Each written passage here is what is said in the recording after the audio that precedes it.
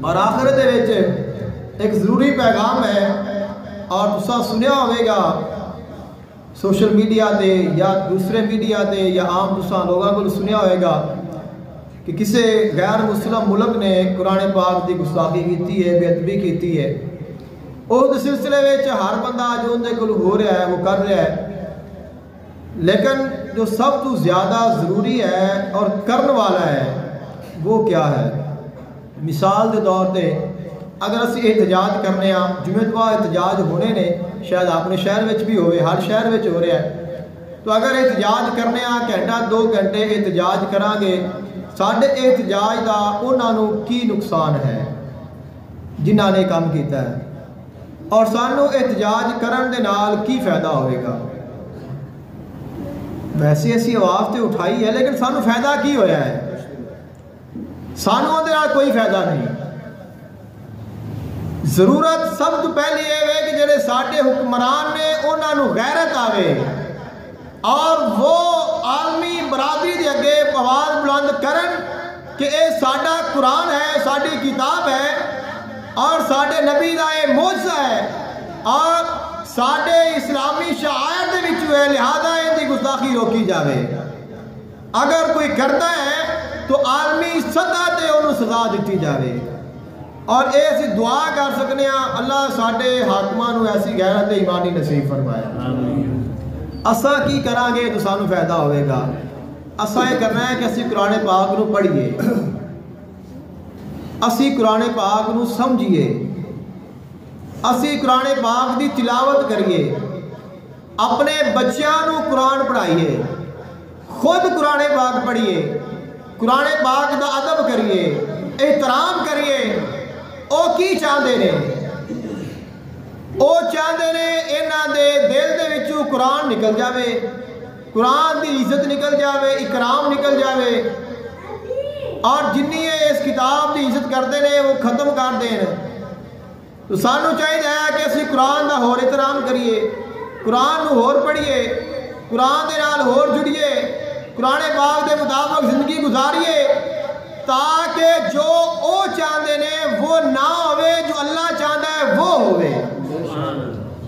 فقط 2-3 گھنٹے احتجاج کرن دے نال ساڈا کوئی فائدہ نہیں ہونا۔ سانو چاہیے کہ اسی اپنی زندگی وچ قرآن نو لائیے۔ آقا علیہ السلام نے ارشاد فرمایا جو شخص ایک آیت قرآن پاک دی روز سکھے 100 رکعت نفل پڑھن دے نالوں بہتر ہے۔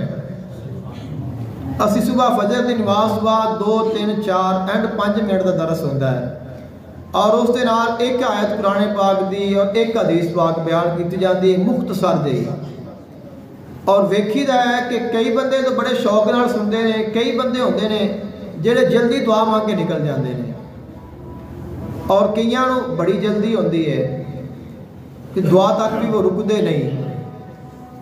یعنی کہ اسی یہ ٹائم دینا ہے، اصل قرآن نو ٹائم دینا ہے نا، تو قرآن نو ٹائم دینا ساڑھے واسطے ضروری ہے تاکہ جڑے مخالف نے انہاں دا مقصد ختم ہوئے، اللہ اور رسول دا جو مقصد ہے وہ پورا ہو جائے۔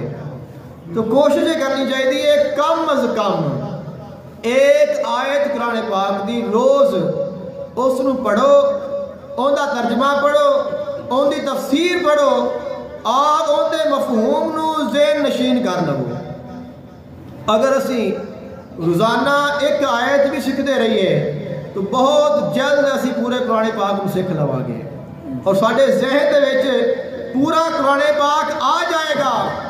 اور پھر آقا علیہ السلام نے فرمایا کہ جن دے دل دے وچ ایک آیت ہوئے گی، جس دے کول قرآن پاک دی ایک آیت ہوئے گی، صرف ایک آیت، جدو مرے گا، مر کے حشر دے میدان اٹھے گا، حشر دے میدان آئے گا، وہ آیت مسکراتی ان کا استقبال کرے گی، خندہ پیشانی دے نال وہ آیت ان کا استقبال کرے گی کہ تو دنیا تے رہ کے مینوں پڑھیا، آج میں تیری عزت کرنی ہے۔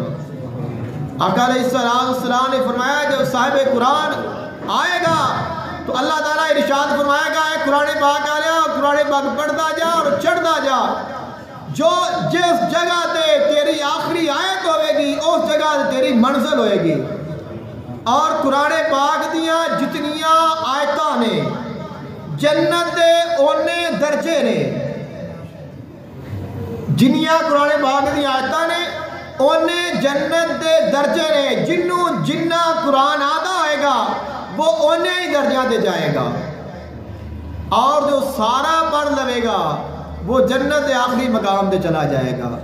تو اے اصل جواب ہے, اے اصل احتجاج ہے, اے اصل انہوں جواب ہے جو اسی کر سکنے ہیں, جو سانو کرنا چاہیے اور سانو چاہیے کہ اسی اپنے بچیاں نو قرآن پڑھائیے.